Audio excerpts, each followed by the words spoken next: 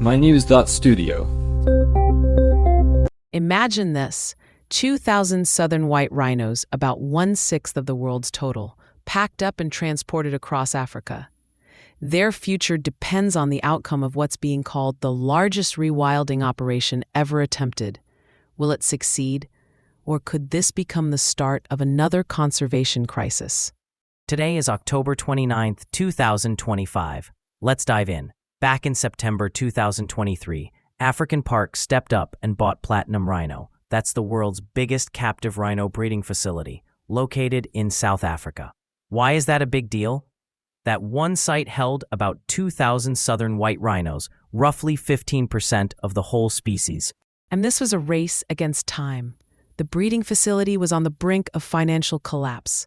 No one stepped up at auction, so there was a real risk these rhinos would be scattered, sold, or even lost to poaching. To prevent that, African Parks, backed by emergency funds and the South African government, took over just in time. Now, their plan goes well beyond just rescuing these animals.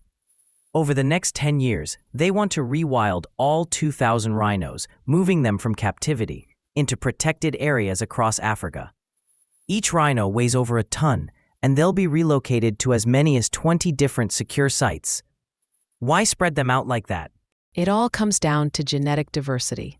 By starting or strengthening populations in multiple parks, with at least 50 rhinos in each, they lower the risk of inbreeding and boost the species' long-term survival. The first major step was in June this year. 70 rhinos were moved from South Africa to Rwanda's Akagera National Park. That's an enormous logistical task. I mean, moving that many rhinos involves veterinary care, secure transportation, coordination across borders, and making sure the new habitats are ready. But once they arrive, how do they keep these rhinos safe from poaching or habitat loss? They use a mix of approaches: surveillance tech, ranger patrols, storm fencing, and importantly, community-led monitoring. Partnerships with governments and local people are key. They invest in education and infrastructure, so communities have a reason to protect rhinos rather than see them as targets. And not every site automatically qualifies.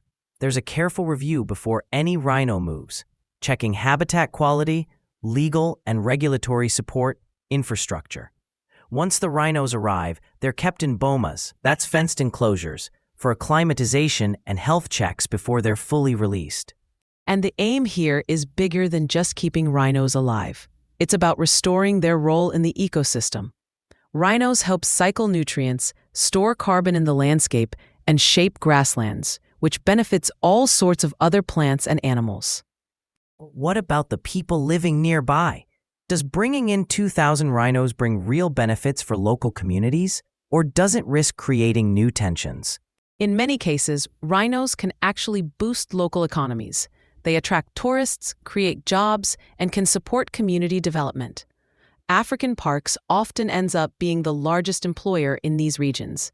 Still, there are real challenges: making sure everyone benefits and finding ways to prevent or resolve human-wildlife conflicts. And even after release, monitoring is constant. African Parks uses GPS tracking, routine health checks, and genetic sampling to track each rhino's adjustment. If there are signs of disease, stress, or problems adapting, they step in quickly. Why put so much emphasis on genetics? Small, isolated groups of rhinos can face inbreeding, which weakens the population. By building up to 20 groups of at least 50 animals each, they're keeping genetic diversity strong and reducing risks. It's a kind of insurance policy for the species. So looking at the bigger picture, this is about more than just rhinos. Southern white rhinos were nearly extinct 100 years ago.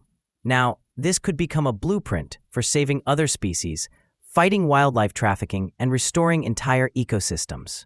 If African Park succeeds, it could set a new benchmark for what conservation can achieve, using science, collaboration, and community engagement to reverse species declines. Quick summary: 2,000 southern white rhinos, saved from financial collapse, are being rewilded throughout Africa. It's a careful operation involving planning, technology, and partnerships. The outcome matters. not just for rhinos, but for biodiversity, local economies, and the future of conservation efforts around the world. Thank you for tuning in. We'll keep tracking this story as the rhinos settle in, and as conservationists everywhere watch to see if this approach works. Thanks for listening. This episode was brought to you by mynews.studio. You can try it now for free.